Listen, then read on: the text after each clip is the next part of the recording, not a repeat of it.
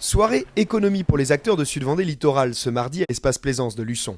Chefs d'entreprise, institutions, élus locaux ont été conviés pour une soirée intitulée « Atouts territoriaux et perspectives d'avenir en Sud-Vendée Littoral ». Une conférence détaillée présentant les différents leviers à disposition des entreprises du territoire pour s'installer, se développer ou obtenir de l'aide. Les services de l'État et de la région sont intervenus successivement après un préambule de Vendée numérique sur le déploiement de la fibre optique en Vendée. Un atout majeur pour le département et des installations qui devraient s'échelonner jusqu'en fin 2019. La Vendée est un des départements les plus impliqués en France sur le très haut débit, a souhaité garder la maîtrise du déploiement du très haut débit sur l'ensemble du département pour éviter que seules les zones urbaines, La Roche-sur-Yon et le Pays des Olonnes, soient concernées par ce déploiement de la fibre optique qui va permettre à la fois aux habitants mais également aux entreprises de mieux communiquer, puisqu'on est dans une société de communication.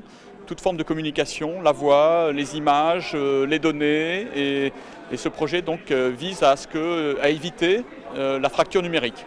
On ne pourra pas amener la fibre optique dans toutes les habitations immédiatement, ça on en est bien conscient. C'est un objectif de long terme, on n'a pas construit un réseau d'électricité en quelques années, et bien sur la fibre optique ça sera pareil. Par contre, pour les entreprises, il y a un enjeu majeur de compétitivité des entreprises, et pour ce faire, les élus du département et du SIDEV ont déterminé comme prioritaire de desservir toutes les zones d'activité. Donc l'objectif, c'est qu'avant 2020, toutes les zones d'activité de Vendée, et notamment de Sud-Vendée Littoral, soient effectivement desservies par la fibre optique pour que toutes les entreprises intéressées puissent se raccorder à un coût accessible pour le plus grand nombre d'entre elles. Voilà. Du côté de l'État, son représentant local, le sous-préfet de Fontenay-le-Comte, se félicite de cette soirée. Une occasion pour ses services de venir à la rencontre des chefs d'entreprise.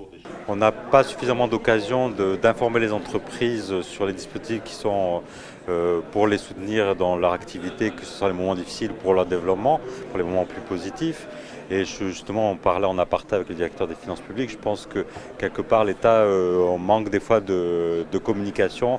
Et je pense que toutes les démarches qu'on a et que j'expliquais en partie lors de mon intervention tout à l'heure, c'était de dire que voilà, il faut aller vers les entreprises, leur faciliter l'accès à l'information, donc en développant des plaquettes comme celle que la directe a installées. Et voilà, je pense qu'effectivement, ce genre de soirée est importante.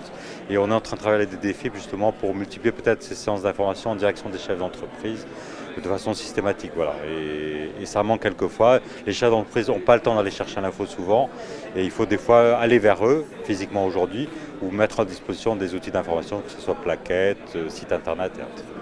Chacun a pu prélever l'information qui le concernait à sa guise dans cette conférence détaillée, une information complète et précise, comme le souhaitait la présidente de l'intercommunalité, Brigitte Hibert.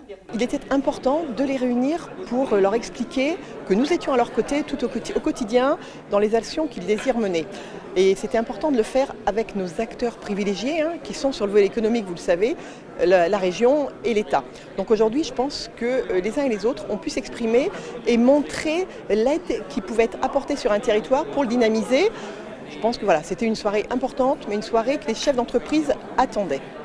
La deuxième partie a été plus consacrée sur les aides directes que l'on peut attendre. Donc vous avez entendu, nous sommes maintenant en ZRR, ce qui veut dire que les entreprises qui souhaitent s'installer chez nous, qui souhaitent reprendre une entreprise, peuvent bénéficier d'aides conséquentes pour leur installation.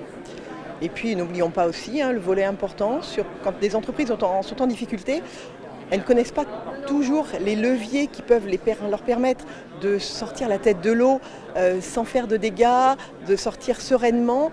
Voilà, vous l'avez entendu, il y a quand même matière à les aider, des partenaires vraiment très très proches du terrain.